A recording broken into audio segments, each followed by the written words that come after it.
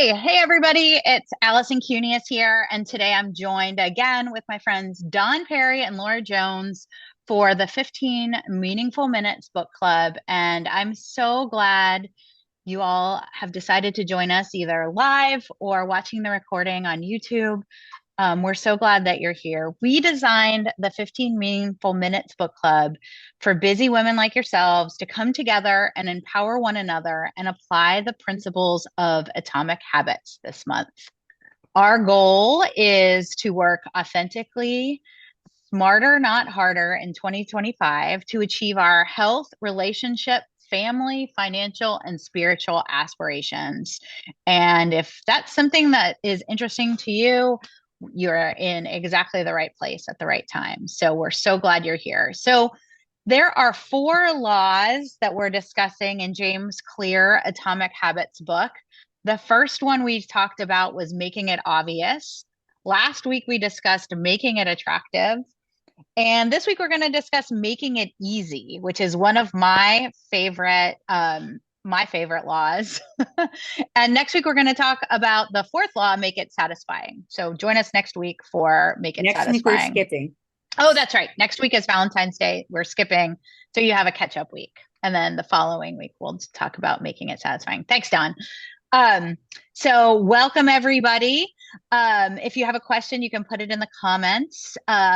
This week, as I said, we're talking about making habits attractive through temptation. Or last week, we talked about making habits attractive through temptation bundling and social reinforcement. And this week, we're talking about making it easy, how to reduce friction, how reducing friction leads to lasting habits and behavior. So, the prompt this week was, what is something you've stuck with simply because it was easy or convenient? If you have one, if you have an example, put it in the comments for us, share with us. Laura, you're going to share one with me. Don, do you have one too? Laura has one. Laura, what's your habit behavior that you've stuck with because it was easy and convenient? Well, I made it easy and convenient. So I'm sitting in my office, I'm at my desk, and you can't see there's a little drawer down here, but it has all my supplements in it. And so the reason this is easy for me is because I sit down at my desk every single day to do work, to check email, all of that sort of thing. And then I just pull this out and I take my supplements. So I I'm made it going to come easy. I'm going to come back to that too because that you've not just is it in your desk, but Mhm. you've reduced the friction by decanting all of your supplements on the days that you have to take them. So you don't have like 18 bottles or however many bottles of your supplements you have. You've portioned them out already. They are in their spots. They're ready to go and you can take them. So we're going to talk about reducing that friction as well and environmental design. So you've like hit on a lot of what we're going to talk about this week. Don, did you have anything that you wanted to share for this? Something that's always worked for me is I swim in the ocean, but I do a lot of prep to get in, like cap. I have a floaty, I put coconut oil, like sunscreen, all that. But what I've done is I have everything ready to go in a bag in my car. So when I go to beach yoga right after I can get right in the water and do my ocean swim. I live in South Florida. That's why I can do that. But if I didn't have that ready to go, there would be too much friction and I wouldn't do it. I would have to drive home and get my stuff and I would never do it. Do you also wear your bathing suit to beach yoga too? Yes, I do. See? So she's wearing her bathing suit. She doesn't have to like go, there's no extra steps there either. So I got a little ahead of myself because I love this topic so much. I love making things easy. I'm all about making it, making things as easy as possible. We're going to discuss the core concepts of making it easy. The first one is motion versus action. It's the planning versus actually doing the habit. Those of you that are entrepreneurs um, often hear about like, are you planning to do something? Are you getting, or how much time are you spending getting organized versus taking the action? And yes, the planning is important, but you're not doing anything until you're actually doing the behavior. So that taking the action is what is going to help you create momentum and momentum is what creates motivation. So that's the first core concept. The second one is what James Clear calls the 2-minute rule. And this is one of my favorites. It's making a habit or a behavior, breaking it down to something that takes 2 minutes or less. Now, honestly, 2 minutes is kind of arbitrary. It could be five, or it could be 10, but it's reducing the behavior down to the easiest amount of time that you won't avoid doing it. He talks about going to the gym for just 2 minutes, going out for a run for just 2 minutes. Um, Doing one push-up. one push up, yes. Like, what is that one thing that you can do? One push up is better than zero push ups. One perfect push up is better than zero push ups. One attempt at a push up is better than zero push ups. So that's also too where we're talking about this compounding, compounding interest in your behaviors. The next core concept is reducing friction, making good habits easier and bad habits harder. And I'm going to I'm going to get on a soapbox for 1 minute. Like, let's erase this good versus bad. You either have beneficial behaviors or behaviors that aren't moving you towards your goal. Let's stop beating ourselves up and labeling that's good, that's bad. Let's just talk about desirable behavior and undesirable behavior. Like, is it moving you closer to your goal or not? Like, we all mess up, but we don't have to shame ourselves and say that's good or that's bad. I think that's really important because that can derail you really quickly, that self-blame game. So let's stop saying good, bad, productive, unproductive. That's great. Is it moving you towards your goal? Is it not? And really trying to increase the amount of behaviors that we can create that move us towards our goals. And then the next core concept we touched upon last week, Don was talking about resetting the room. And the concept is this idea of environmental design, structuring your surroundings to support your good habits. Don talked about this last week, how your surroundings can be conducive to the goals that you're trying to achieve. Then the other thing that we talked about a little bit last week too is the reverse. So making things easy is a great way to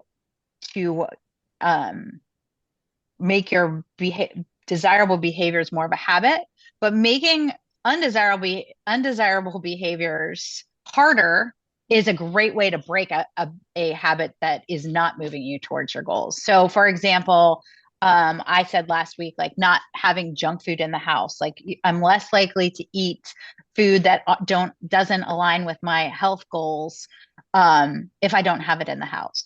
I don't have a French fried deep fryer on my kitchen, so it's just that much more difficult to eat French fries every day. So that's kind of the inverse of making it easy, making it difficult. So which one of these behaviors? We have motion versus action, the 2-minute rule, reducing friction, and environmental design.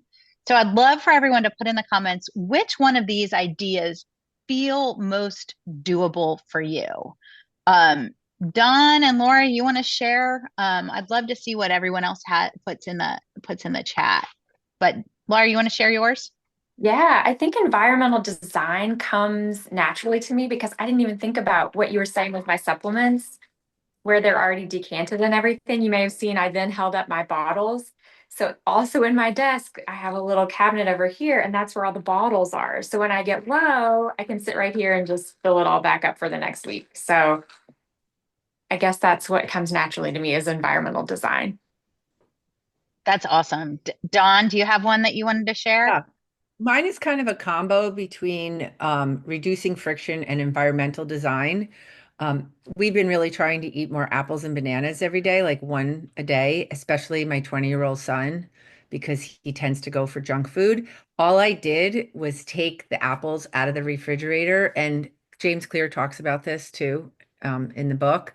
And I put them on the counter, but where I had the fruit bowl was not like like right in front of your face on the counter. I moved it. So it's literally right where every single day, he always uses that part of the counter.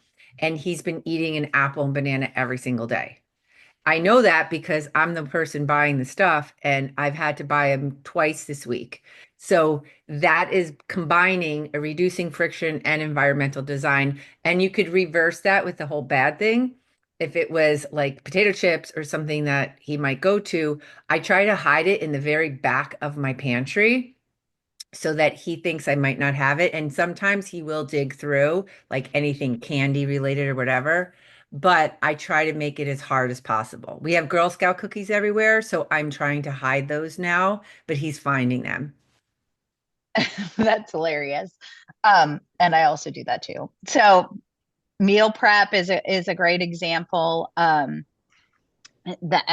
how to reduce that friction. You're more likely to eat something or not dine out if you have something already prepped and ready to go. So here's what we want to think about this week is what's one habit you've struggled to start and how can you make it easy?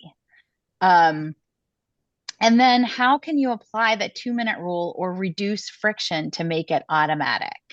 Does anyone have any, are, does anyone struggle with anything like this? Allison Sullivan said, I'm going to add friction and remove, let's see, my snacks to the basement pantry. If I want a snack, I'm going to go down a flight of stairs to get them. That's an Love that. awesome one. Um, does I love anyone that. else have one that they'd like to share? In I'd love for you to put it in the notes or in the comments. Mine is I love the 2-minute rule, especially when it comes to exercising. If you are an Apple Watch lover like I am, and these ladies know that I love technology and I love being able to make things automated and automatic. And I don't think a lot of people know that if you are trying to close your rings every day, if that's something that you track, you can change any of those parameters on the rings. So you could change your exercise ring on your Apple Watch to 2 minutes. And that 2-minute frequency and being able to do those repetitions every day is what's going to drive that behavior. So you can take the 2-minute rule and apply it to your Apple Watch. I mean, it might be, like I said, that's kind of arbitrary. It could be 5, it could be 10, but the idea is you don't, your Apple Watch will actually tell you at the end of the week, great job. You hit your exercise goal every day this week. Would you like to change your goal for next week? So you don't change it until you know that it's that easy for you to hit that goal every week. So some That's of a the, great one. I love that Mhm. idea. Could you have one for standing, movement, and exercise? So those are 3 things that you can adjust. That's a great idea. Yes, yeah. And it's super easy. And like, again, it's automated too. So your Apple Watch will remind you at the end of the week, like, oh, you did it, which is like And you can that. share it. Yes, you can share it with a friend as well. So you can have that accountability partner that we talked about last week. And your accountability partner knows that you had a perfect, I don't know if does it tell them if you had a Yes. perfect week? I don't, does it? No, it It tells gives you you when it worked prompts, out. Oh, it gives them right? And it gives prompts. you prompts of what to respond with. Because I did it with my 2 Oh, yeah. daughters, and you could And say, way to go, you're on a roll, or whatever. Yeah. some of those prompts are completely sarcastic too, which is Yes, kind of they are. funny. So anyway, if you're going to do that, let me know. I'd love to be your partner, your friend, your Apple Watch buddy, and we can all be Apple Watch buddies together. So we are coming to the end of our 15 minutes already. So the key takeaways from this discussion is making it easy. It'll help you gather your momentum, which will give you motivation and make those desirable behaviors a habit. And you're going to do that through the 2-minute rule. You're going to do that through reducing friction. You're going to do that through environmental design. If you need to re-review those, I would go back to that chapter and re-listen to it or reread it. That chapter is not very long. Um, and I would encourage everyone to choose one habit to simplify and commit to a 2-minute version of it. So next week, we're going to be talking about making it satisfying. Um, and I'm going to end with this because I love this motivational quote. The most effective way to build a habit is to practice it, not plan it. Isn't that great? I love that one. So get out there and do it imperfectly. Don't feel like it has to be perfect. Get out there and do it. So I can't wait to hear next week what you've all been able to simplify and make easier in your life, because that's really what's going to drive the positive changes in your behavior. So, all right, we'll see everybody next week and have a great weekend. Bye. Thank you. Bye, everyone. Bye.